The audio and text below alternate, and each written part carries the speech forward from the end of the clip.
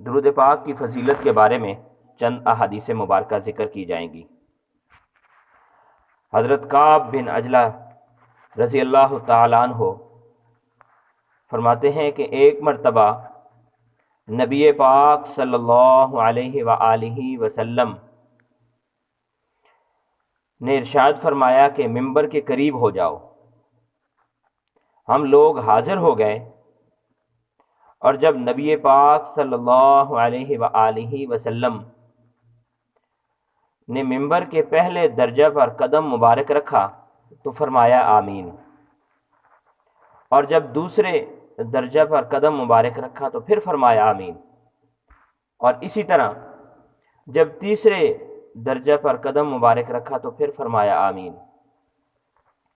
جب آپ صلی اللہ علیہ وآلہ وسلم خطبہ سے فارغ ہو کر نیچے اترے تو ہم نے عرض کیا کہ ہم نے آج آپ سے ایسی بات سنی ہے جو اس سے پہلے کبھی نہیں سنی تھی۔ آپ نے ارشاد فرمایا کہ اس وقت حضرت جبرائیل علیہ السلام میرے سامنے آئے تھے، اور جب میں نے پہلے درجہ پر قدم رکھا تو انہوں نے کہا کہ ہلاک ہو جائے وہ شخص کہ جس نے رمضان المبارک کا مہینہ پایا اور پھر بھی اس کی مغفرت نہ ہوئی۔ تو میں نے کہا آمین، اور جب دوسرے درجہ پر قدم رکھا تو انہوں نے کہا ہلاک ہو جائے وہ شخص کہ جس کے سامنے آپ کا ذکر مبارک ہو اور وہ آپ پر درود پاک نہ بھیجے۔ تو آپ نے فرمایا میں نے کہا آمین، اور جب تیسرے درجہ پر قدم رکھا تو انہوں نے کہا کہ ہلاک ہو جائے وہ شخص کہ جس کے سامنے اس کے والدین دونوں یا دونوں میں سے کوئی ایک بڑھاپے کو پہنچ جائیں اور وہ ان کی خدمت کر کے جنت اپنے لیے جنت نہ خرید سکے، یہ اپنے آپ کو جنت میں داخل نہ کروا سکے۔ تو اس حدیث مبارکہ کے اندر 3 بد دعائیں ہیں جو حضرت جبرائیل علیہ السلام نے مانگی، اور نبی پاک صلی اللہ علیہ وآلہ وسلم نے اس پر آمین فرمایا۔ اول تو حضرت جبرائیل علیہ السلام اللہ رب العزت کے مقرب ترین فرشتے ہیں، ان کی بد دعا کی ہوئی میں کوئی کمی نہیں، اور پھر نبی پاک صلی اللہ علیہ وآلہ وسلم کی آمین نے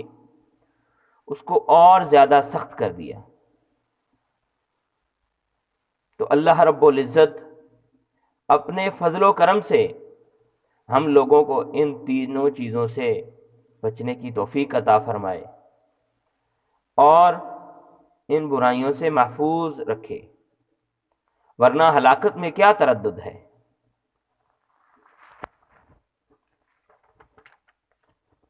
اور حضرت علی کرم اللہ وجہہ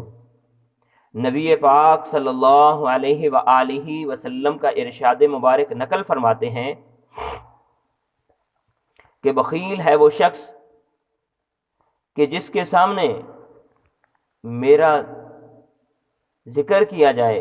اور وہ مجھ پر درود نہ بھیجے، یعنی جو شخص نبی پاک صلی اللہ علیہ وآلہ وسلم پر درود نہ بھیجے، جس وقت نبی پاک صلی اللہ علیہ وآلہ وسلم کا نام نامی اسم گرامی کسی کے سامنے ذکر کیا جائے تو فرمایا کہ وہ شخص پکا بخیل ہے، اور ایک اور جگہ فرمایا کہ بزدل اور نامراد بھی ہے۔ اور حضرت قتادہ رضی اللہ تعالیٰ عنہ نبی پاک صلی اللہ علیہ وآلہ وسلم کا ارشاد مبارک نقل فرماتے ہیں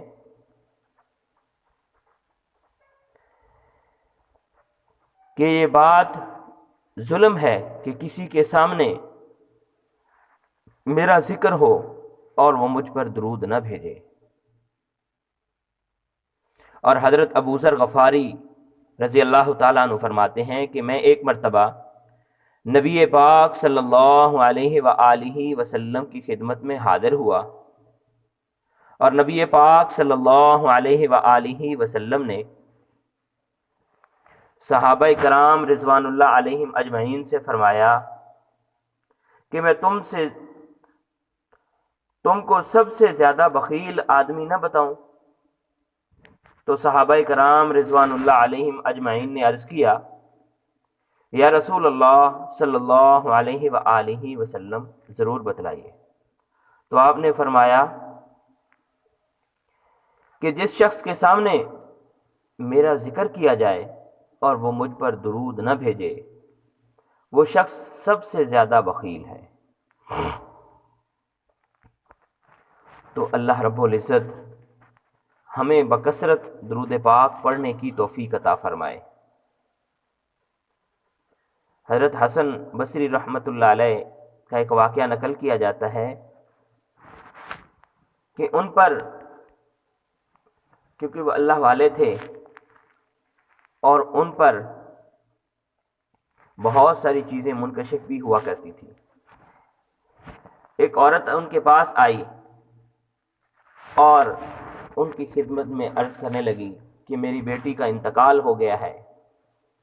آپ مجھے کوئی وظیفہ بتلائیے تاکہ میں اس کو دیکھ سکوں کہ وہ کس حال میں ہے۔ تو حضرت حسن بصری رحمۃ اللہ علیہ پہلے اسے منع کرتے رہے، جب اس نے بہت زیادہ اصرار کیا تو آپ نے اسے بتلا دیا کہ یہ وظیفہ پڑھو تو تمہیں تمہاری بیٹی خواب میں نظر آئے گی۔ تو اس عورت نے وہ عمل شروع کر دیا، تو خواب میں اس نے اپنی بیٹی کو دیکھا، وہ آگ کے اندر جھلس رہی تھی اور لوہے کا لباس پہنا ہوا تھا اور دردناک عذاب میں مبتلا تھی۔ وہ عورت، اس کی اچانک آنکھ کھل گئی اور رونے لگی، کیونکہ اولاد کا دکھ ماں باپ سے برداشت نہیں ہوتا۔ تو صبح ہوتے ہی وہ حضرت حسن بصری رحمۃ اللہ علیہ کے پاس آئی اور سارا واقعہ سنایا، تو انہوں نے اس کے لیے صدقہ خیرات کرنے کا حکم دیا۔ اور کچھ دن کے بعد حضرت حسن بصری رحمۃ اللہ علیہ نے خواب کے اندر ایک حسین و جمیل ایک لڑکی کو دیکھا کہ وہ تخت کے اوپر بیٹھی ہوئی ہے اور باغات میں ہے۔ تو اس لڑکی نے کہا کہ آپ نے مجھے نہیں پہچانا؟ انہوں نے کہا میں نے نہیں پہچانا۔ اس نے کہا میں وہی لڑکی ہوں کہ جس کو چند دن پہلے جس کی ماں آپ کے پاس آئی تھی۔ تو فرمایا کہ وہ تو کچھ اور بتا رہی تھی، وہاں معاملہ کچھ برعکس تھا۔ اس نے کہا کہ ایک شخص یہاں اس قبرستان سے گزرا جہاں پر میں دفن ہوں، کوئی اللہ والا، اور اس نے اس اخلاص سے ایک مرتبہ درود پاک پڑھا کہ اللہ رب العزت نے ہمارے تمام قبرستان